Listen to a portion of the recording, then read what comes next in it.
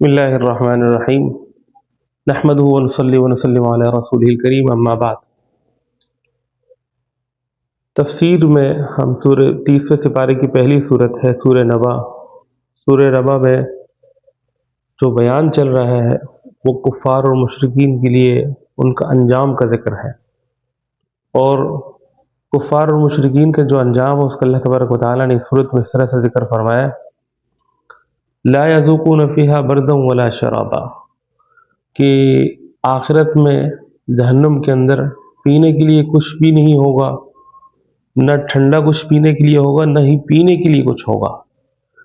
الا حمیما وغساقا، مگر یہ ہے کہ تیز کھولتا ہوا گرم پانی اور بدبودار پیپ، یعنی خون سے جو جس طرح سے زخم بن جاتا ہے، بگڑ جاتا ہے، اس کے اندر پیپ بن جاتی ہے، وہ پیپ جو ہے وہ ان کے پینے کے لیے ہوگی۔ یہ آخرت میں گناہ گاروں کافروں کے لیے اور جہنمیوں کا پینے کے جو سامان ہوگا وہ یہ ہوگا۔ جزاء وفاقا، اللہ تبارک و تعالیٰ فرماتے ہیں کہ یہ ان کے لیے پورا کے پورا بدلہ ہے۔ دنیا میں اللہ کی قدرت کو ماننا،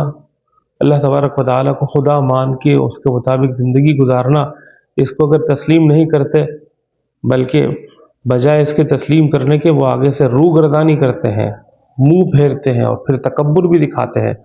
تو اس کا پورا بدلہ اللہ تبارک و تعالیٰ فرماتے ہیں کہ پھر ان کے لیے یہ ہوگا۔ انہم کانوا لا یرجون حسابا، پھر دوسری وجہ یہ بھی ہے، یہ اگلی آیت ہے کہ یہ آخرت میں جو حساب و کتاب کا معاملہ ہونا تھا یہ اس پر امید نہیں رکھتے تھے۔ وَكَذَّبُوا بِآيَاتِنَا كِذَّابًا، اور یہ ہماری آیتوں کو جھٹلاتے تھے۔ وَكُلَّ شَيْءٍ أَحْصَيْنَاهُ كِتَابًا،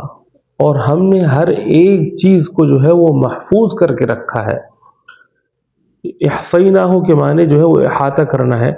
یعنی انسان جو بھی عمل کرتا ہے، احاطہ کس کو کہتے ہیں کہ کسی چیز کے ارد گرد جو ہے وہ ایک نشان لگا دیا جائے اور پھر اس کی مقدار جو ہے معلوم ہو جائے۔ اسی طرح سے انسان کے جتنے بھی اعمال ہے اس کے گرد جو ہے وہ اللہ تبارک و تعالیٰ نے فرشتوں کو مقرر کیا، وہ ایک ایک چیز کو نوٹ کر رہے ہیں۔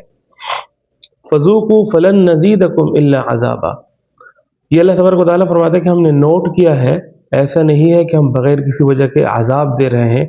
فذوقوا، بس تم چکھو اس عذاب کو، ہم جو ہے اب تمہارے لیے کسی چیز کا اضافہ نہیں کریں گے۔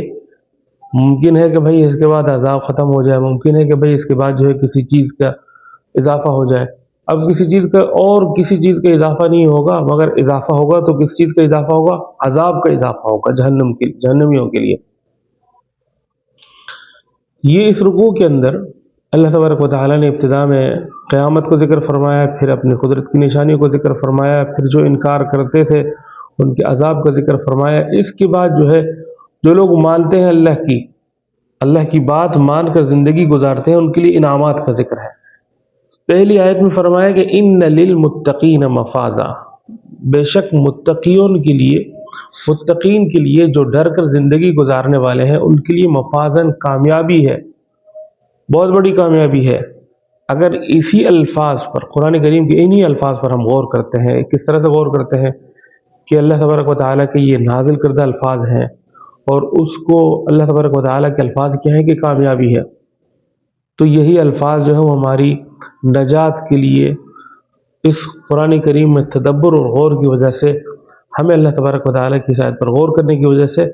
یہ بات سمجھ میں آتی ہے کہ سب سے بڑی کامیابی اللہ کے یہاں جو ہے وہ متقین کی ہے۔ متقین کے لیے بہت بڑی کامیابی ہے، یہ اللہ تبارک و تعالیٰ نے فرمایا۔ حدائق،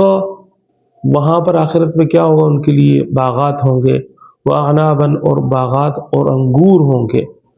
وکواعب اترابا، اور اسی طرح سے نوجوان ہم عمر عورتیں ان کے لیے ہوں گی، کواعب اترابا وکأسا دہاقا، اور شراب کے لبریز جو ہے وہ شراب ان کے لیے پیش کی جائیں گی۔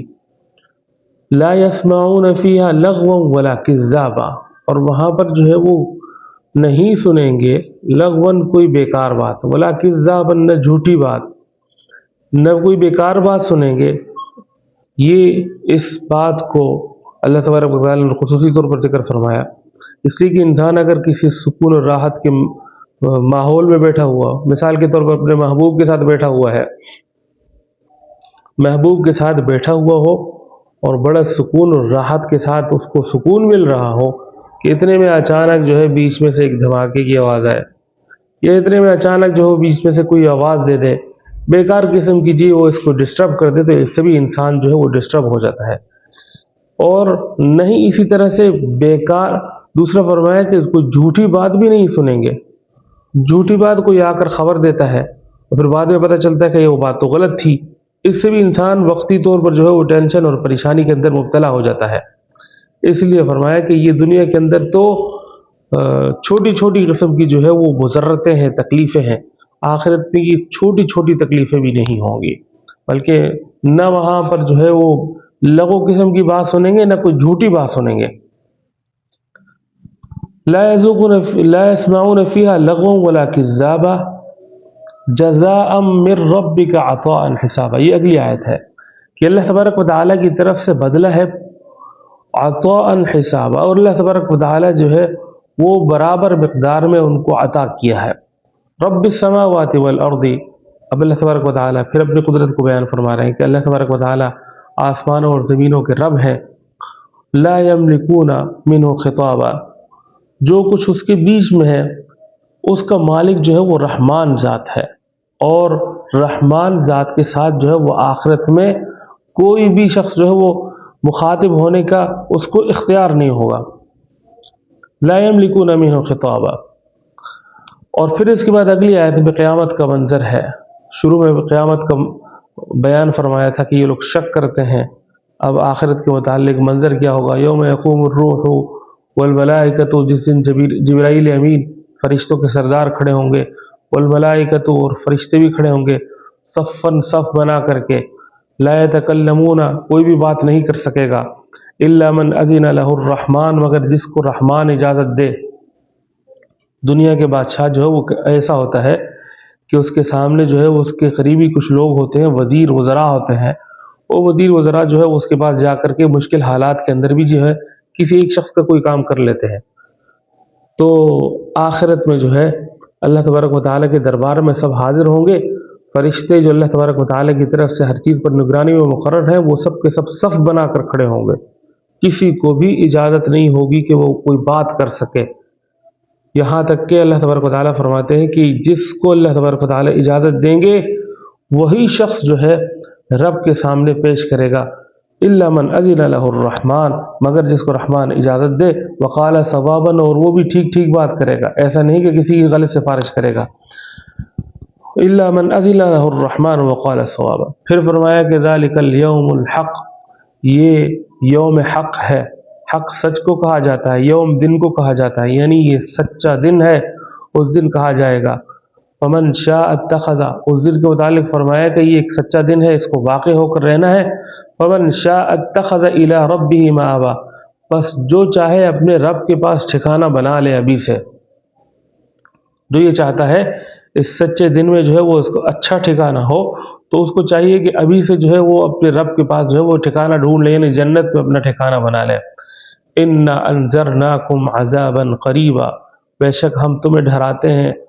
ایسے عذاب سے کہ جو عنقریب واقع ہونے والا ہے، عنقریب واقع ہونے والا ہے۔ یہاں پر مخاطبین جو ہے مؤمنین اور کافرین دونوں ہیں، اور سب کو جو ہے وہ ڈرایا جا رہا ہے، اس لیے کہ عذاب قریب جو ہے ہر شخص کی آخرت میں جو ہے وہ عذاب قریب مراد ہے، اور جس شخص کی موت واقع ہو جائے اس کی آخرت واقع ہو جاتی ہے، اس لیے فرمایا کہ ہم تمہیں عذاب قریب سے، یعنی تو جب تمہاری موت واقع ہوگی تو عذاب قریب کو وقت ہوگا۔ یوم ینظر المرء ما قدمت یداہ، پھر اس دن جو ہے ہر شخص دیکھ لے گا جو کچھ اس نے آگے بھیجا ہے، دنیا کے اندر جو کچھ کر رہا ہے اس کے ایک ایک عمل جو ہے وہ آگے بھیجا جا رہا ہے، نوٹ کر کے اللہ تبارک و تعالیٰ کے ہاں فرشتے آگے پیش کر رہے ہیں۔ تو اس کو فرمایا کہ جو کچھ اس دن جو ہے وہ ہر شخص دیکھ لے گا کہ اس نے آگے کیا بھیجا ہے۔ وَيَقُولُ الْكَافِرُ، اور کافر کیا کہے گا، یا لیتنی، ہائے افسوس کاش، کنت ترابا، میں مٹی ہوتا، یعنی وہاں پر دردناک قسم کے عذاب کو دیکھ کر، آخرت کے وحشتناک قسم کے ماحول کو دیکھ کر پھر جہنم کو دیکھ کر کے جو ہے وہ یہ کہے گا کہ میں مٹی ہوتا، میں کچھ بھی نہ ہوتا، اس سے زیادہ بہتر تھا۔ یعنی یہ آخرت میں کافروں کی کیفیت ہوگی۔ ابتدا میں کافروں کے متعلق فرمایا کہ یہ دنیا کے اندر بجائے اس کے کہ بات کو قبول کرنے کے آگے سے مذاق اور استہزاء کر رہے ہیں، آخرت میں ان کے لیے اتنا دردناک قسم کا عذاب ہوگا۔ سورہ نبا کا الحمدللہ اختتام ہو گیا۔ انشاءاللہ اسی طرح سے اس چینل پر درس قرآن کا سلسلہ جاری رہے گا۔ آپ حضرات اس چینل کے ساتھ منسلک رہیں۔ وآخر دعوانا الحمدللہ رب العالمین۔